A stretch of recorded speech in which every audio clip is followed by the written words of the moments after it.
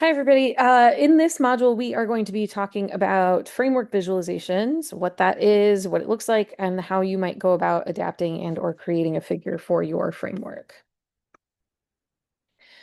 Before we discuss how to develop a visualization, let's talk about why it's important and useful to do so in the first place.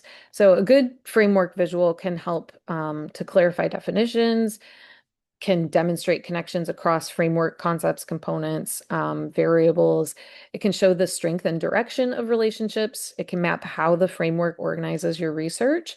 It can explain how the framework specifically applies in your context and your study. It can encourage transparency in how you make sense of and how you apply your framework. And it can demonstrate how findings fit within your framework. So you can present your framework, and you should present your framework visual in your Lit Review theoretical framework chapter, typically chapter 2, as the explanation and presentation of the framework itself, and then present an updated model in the discussion chapter that shows how your findings fit into the model. So the visual you present in chapter 2 doesn't necessarily have to be exactly the same as in your discussion. Sometimes you would also see the incorporation of the findings, or if the framework is updated in relation to um, what you've done as you've completed the study, that would be updated in chapter 5 as well. Overall, the key takeaway here is that it's helpful for you, and it's helpful for your readers, right? It helps you do the background analytic work in another way. Um, and it also breaks things down visually for your readers to make it very clear what's happening in your study. Hmm. So here are some common types of visualization that you'll see. First, you have kind of your typical linear causal model, which shows cause and effect across variables or components. You have your mediated model, in which there's a variable or component in the framework that mediates the relationship or the causal connection between two variables or components. A multi-level model. You have an activity system model. Where there are maybe bidirectional relationships among components in the system. There's ecological models like ecological systems theory, where there are nested layers. And again, that influence might be multi-directional. So you might have your individual within family, within community, within society. And that influence can be multi-directional. A Venn diagram with intersecting constructs, process model, so things that are happening over time, cycles over time, a conceptual map that can show nonlinear relationships, or a layered contextual model, which shows that core construct within multiple systems, or across systems. Different theories require different kinds of visual representation. I'll show some examples, by the way. Linear models imply direction and causality. Multi-level models imply hierarchy. Venn diagrams imply intersection. And cyclical models imply feedback and iteration. So choose the structure that best reflects the logic of your theory. Just a few common issues that I see in visualization. Um, you want to stay away from boxes that are just sort of like plopped into the visual without any indication of what the relationships among them might be. Um, Missing indication of power or context when the theory claims that that matters. And it often or maybe always matters. So making sure that that's part of the visual, not having the link to research design, overly complex diagrams is a big one. Sometimes you will see in studies the visual that's created has so many arrows and so many boxes that it's really hard to make sense of. Um, while you always want to have some narrative explanation of the visual in your study write-up, um, it shouldn't be necessary to read the narrative explanation to understand what the visual says, if that makes sense. So if something's overly complex and there's just so many arrows and boxes everywhere, it can be difficult for the reader to understand that. And we should be able to understand it without reading your explanation of the visual. Um, Visuals can have missing directionality, right? So if there's a theory that requires or that asserts that there is a connection between components or a flow across components, you want to make sure you incorporate that into the visual. And then finally, too much focus on aesthetics, right? So like this isn't about how beautiful of a visual you can make. It's about demonstrating the framework in a visual way to help your readers and yourself make sense of what your framework is and how it applies in your study. It's great if your visual looks good, but that shouldn't be the primary focus. So you can develop a visual from scratch, but you don't always have to. So here are a few options for developing your visual. You can use existing framework visuals. You can adapt existing framework visuals. You can apply existing framework visuals. I'll talk about what these each look like in a minute. And you can integrate visuals into a cohesive framework, right? So you might have two existing figures that were created for two of the theories that you're using, and you find a novel way to integrate them into one visual. And then you can develop your own visualization. So I'm going to walk through examples of what each of those look like. So first, using existing framework visuals. Sometimes a theory already has a well-established diagram, so that's a good starting point.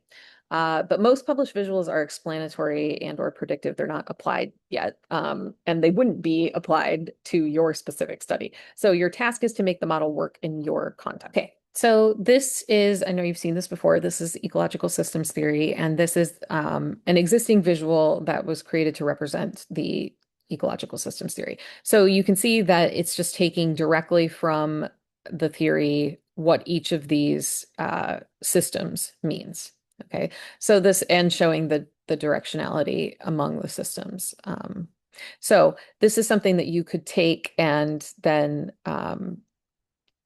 update or revise or apply in your study.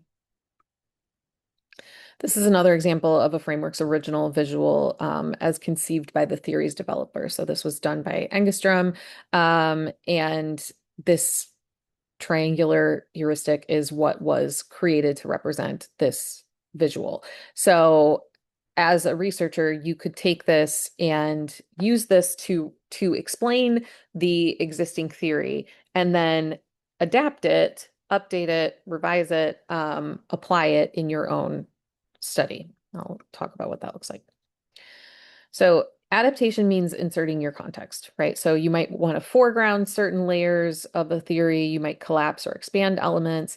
The goal is not replication, but relevance to your study. So where we have those existing frameworks that were developed by the original researcher, you may change them slightly in the visual representation in your study. So here's another example. You might remember this from an earlier module. This is from a former student of mine. So this is how someone, Dr. Joy Armstrong, adapted the ecological systems theory figure. So this just, she used ecological systems theory and just visualized it slightly differently than others have in the past, and was focused on specific components of the ecological system and visualized it slightly differently. So here, for example, the chronosystem wasn't shown as another concentric circle, but as something that was happening kind of layered over the traditional system.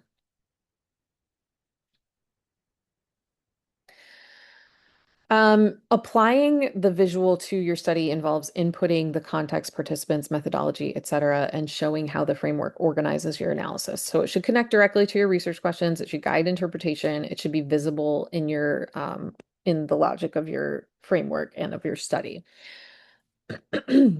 So here's an applied version of the cultural historical activity theory framework. So that system that I showed you earlier that was developed from Engstrom, this is applied to the researcher's context, right? So rather than just subject, object, outcome, division of labor, this this visual discusses each of those components of the system in relation to the study that was being done. So here the tools were technological tools. The object was personalized learning. The subject was teachers and administrators. So this is applying that framework to the specific context of the study. And then these arrows and circles were added to indicate specific happenings in the system related to other components of the chat framework. So this represented tensions, this represented tensions. This was tensions and contradictions within the tools component. This was tensions and contradictions between the tools and the object of instruction. So that was just another way to demonstrate how the framework is being applied and to draw attention to specific components of the framework. This is another example of ecological systems theory adapted and then applied. Again, this was a former student of mine who used ecological systems theory along with standpoint theory. And this was how they used this framework to demonstrate how different systems affect specific participants in public participation in art. So the stars reflect different participants, and this was created as a framing device, and then she applied this and inserted her participants, overlaid them into the visual of the framework to show where they were situated and their relationship to public participation in art. And then this just takes that example a little bit further. So this was, again, a phenomenological study. So ecological systems theory was used to understand the essence of each participant's experience. So she conceived of the essence for each individual as being part of this inner circle, and then was overlaying, again, the participants on within each concentric circle and showing the relationship or how these circles influenced each participant, how these systems influenced each participant. Okay, so excuse me, many of you are using multiple theories or you're integrating multiple theories into a singular theoretical or conceptual framework.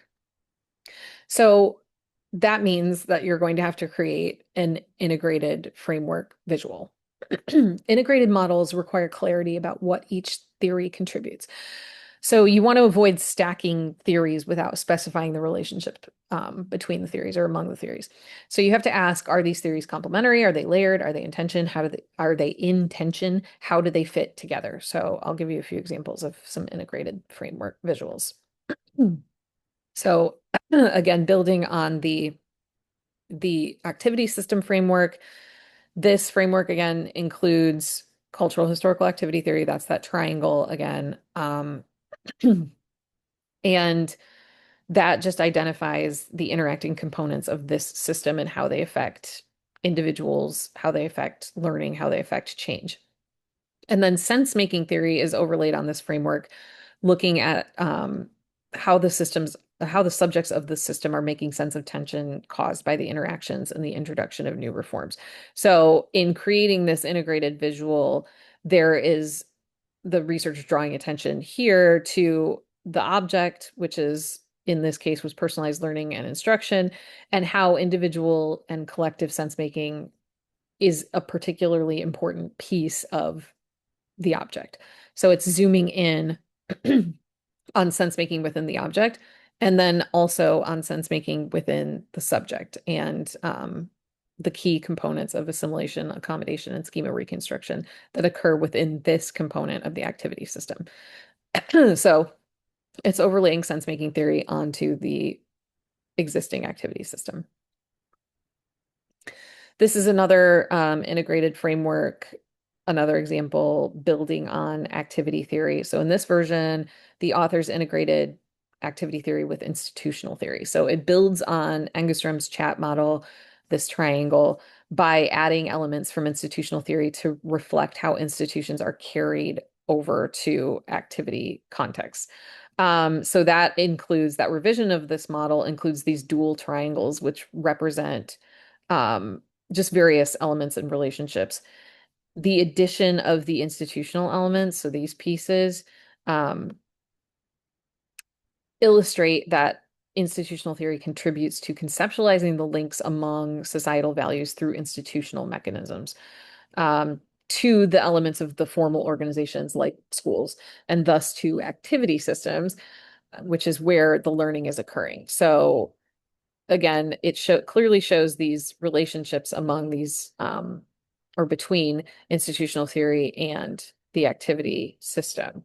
And then there are pieces too, like here, the division of labor, community, and rules that are pieces of institutional theory and can thus be sort of carried over. And this is yet another example of an integrated framework, again, from the same former student of mine, where she integrated standpoint theory into ecological systems theory.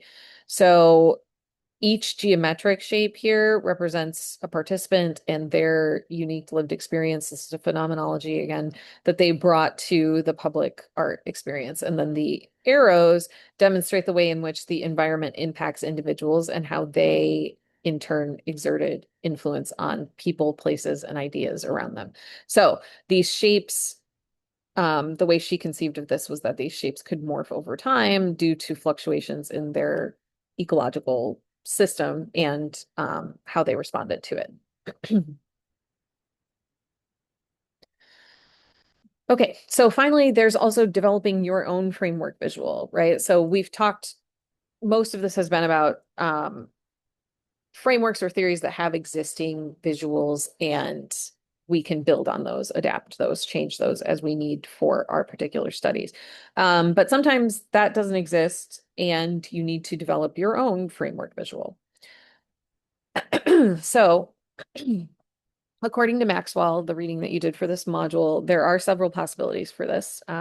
We already talked about the other possibilities, linear causal models, mediated models, activity systems, Venn diagrams, these fit with what Maxwell discusses as well. So an abstract framework that maps relationships among concepts, a flow chart like account of events and how you think those are connected, a causal network of variables or influences, a tree-like diagram of definitions, a Venn diagram that shows the overlapping circles. But there are many possibilities for visuals. So these are examples as well as the examples that I outlined earlier, but that doesn't mean these are the only possibilities. Generally, you want to identify the main theoretical concepts, the key components of your theory.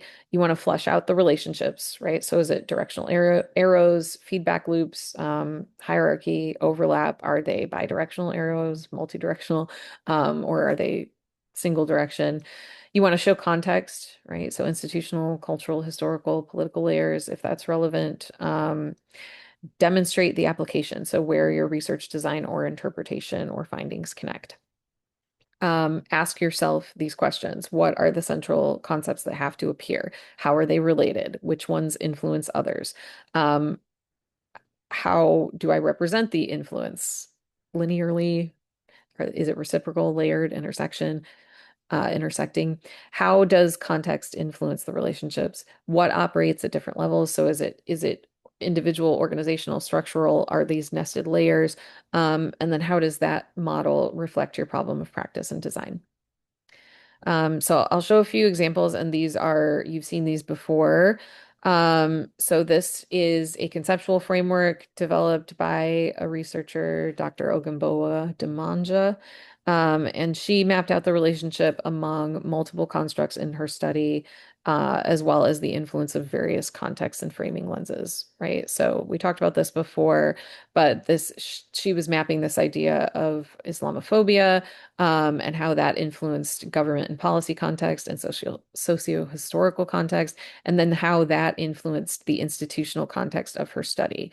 And then within that institution, these were components of her framework that she was representing uh, as cyclical and also related in other ways. So this maybe verges on too complex, but the direction of the influences are pretty clear, and how she was thinking about how the context influence how each context is nested within another context or within an overarching idea is pretty clear here.